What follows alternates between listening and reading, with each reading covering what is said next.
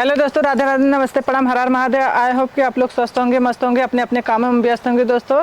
तो दोस्तों, हम विजय यादव जौनपुरिया, सीमा बनारसी और मतलब कि ये हमार बुआ लगी हैं। इनके चैनल का नाम क्या है आपके? मुशीला देवी। मुशीला देवी इनके चैनल का नाम है। अब हमने के चैनल में नया नया जुड़ी हैं, इन लोगों को सपोर्ट करें जैसे हमने सपोर्ट करा था।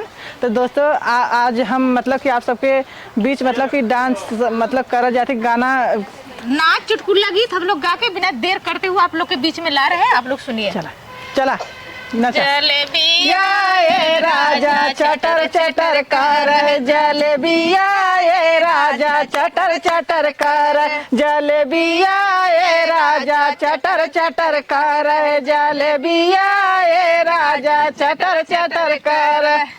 मंगिया में से लाल लाल सो है, मंगिया में से नूरा लाल लाल सो है, टिकुलिया ये राजा बड़ा निकला गए, टिकुलिया ये राजा बड़ा निकला गए, सौरी